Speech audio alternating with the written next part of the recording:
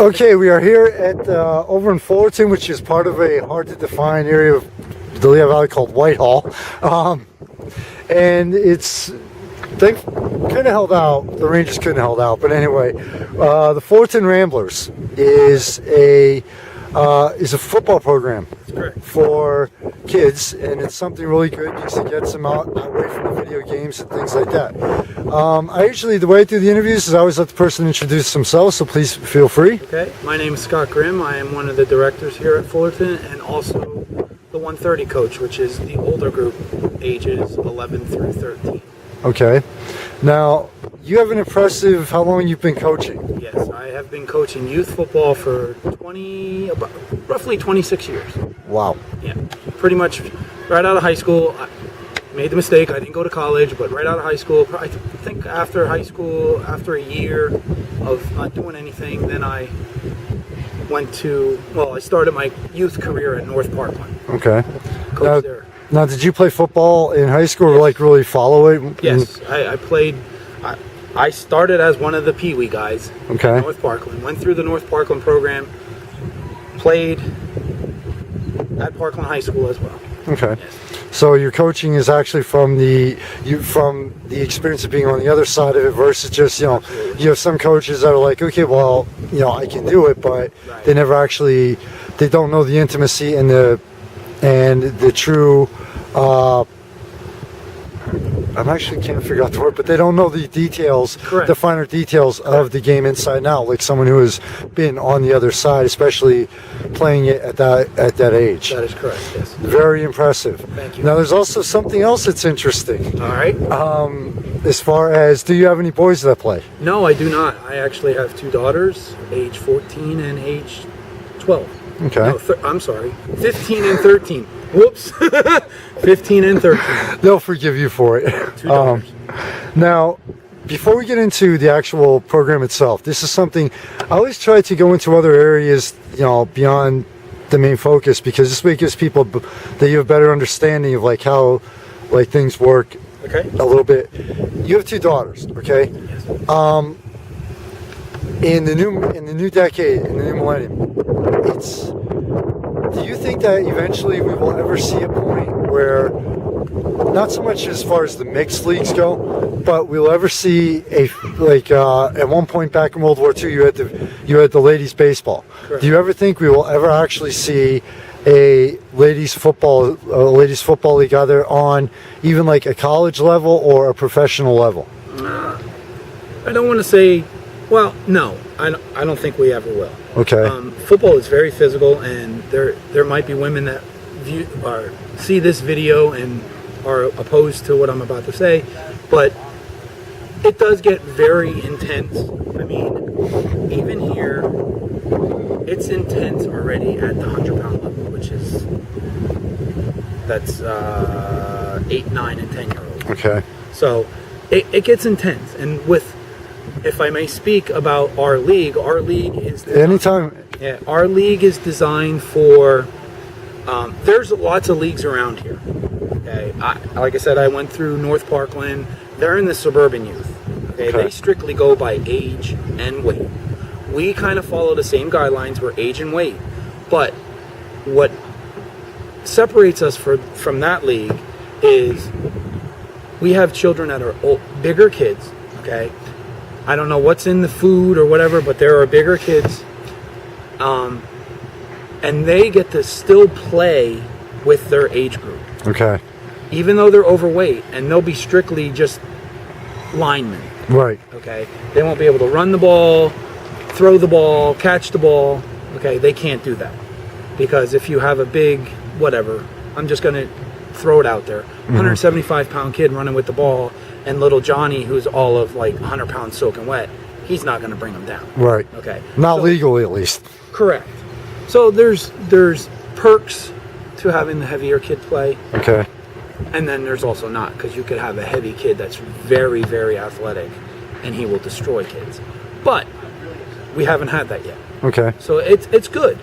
But getting back to your question as far as the girls, I don't think you'll ever see that. I don't Okay. see it.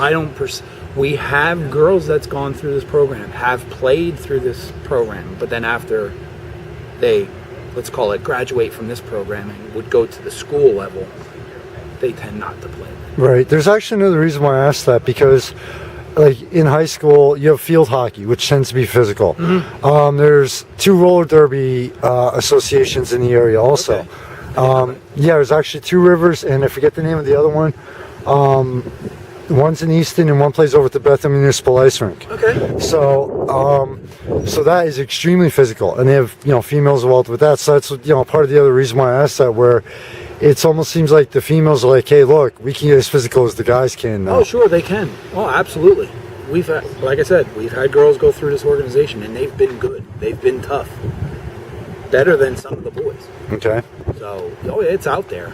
But as far as just a league for girls, nah, I don't see that happening. Okay. Now, as far as the organization here at Fullerton itself, this has been around. I was born in '71. I grew up in Copley. About how many years has the Fullerton football program at this level existed? Okay. Approximately. I actually don't have a clue. Okay. Well, I played youth in the late 70s, early 80s. We played Fullerton. So it's been around at least that long, and it's been longer than that, I'm sure. Okay. I'm sure if you could ask Dave Smith, who was our commissioner. Or you could just Google it. Or the other, yeah, or you could Yeah. Google it. Or our other director, Yeah. Ron Hunsberger. Okay. Because Ron Hunsberger actually, he's older than I am, and he went through Fullerton. So Okay. I would say 60s, probably even later than that. So this has a long history. Oh, definitely. Yeah, because sometimes, especially taking notice, like the Lehigh Valley is changing a lot. I was gone for 8.5 years, came back in 2010, and I'm like, well, at least the landscape changed. You know, it's Yeah. but I know even like I was never good at it, but I played for the now defunct St. Peter's in Copley. I played baseball again. I wasn't any good at it, but I bench warmed for Copley Sports. You know, and I saw Copley Sports has even changed a lot. So since you've been with the program, how much has it changed and evolved, or has it pretty much stayed the same throughout the years? No, actually, as far as attendance-wise, as far as how many kids we get, it has changed due to the fact that not just myself, I'm going to call them me, Ron, and myself. Okay. Okay. I came to this organization about 10 years ago, between 10 and 13 years ago. Years go by fast. Yes, they have. And I coached with Ron, who I've known for quite a while. And our first season, we were 0-8. Okay. Then we won like two or three games the next season, and then we were a 500 team. And then after that, we started winning some championships. So there was a streak there Ron and I had for a while. We won two in a row. Then we were in a championship but lost, and then we came back the following year and won. Congratulations. Yeah, well, thank you. So with that being said, we get more kids when you're winning, if you know what I'm saying. So there is a winning tradition going on here right now, and I want to say it's due to Ron and myself, but I don't want to do that because I get a big head or whatever. But the numbers here, we get a lot of kids. Now we try to keep it in the Whitehall, but due to the league that we're in, we draw from like the outside of Whitehall. We get Allentown, we get wherever there's a kid, like say they're a kid from Parkland, we could get due to the fact that he can't play at the youth level because he's too big. You know, or he'd have to bump up to the next level and play with older kids. Right. Where some parents don't like that. They like to play with their age group. And that would happen here. Which also makes sense for a safety aspect too, you know, and the socializing aspect of things too. Correct. Because football, especially at this level, isn't just about the game. You know, these kids are growing up, they're maturing, so you also have, like any sport for kids, you also have the socializing aspect, you know, and this reality's version of socializing aspect versus doing everything online. So if you don't mind, Coach, I want to take a quick break. I actually want to split this up into two parts. I started off as an author and I know how to leave a perfect cliffhanger. Okay. So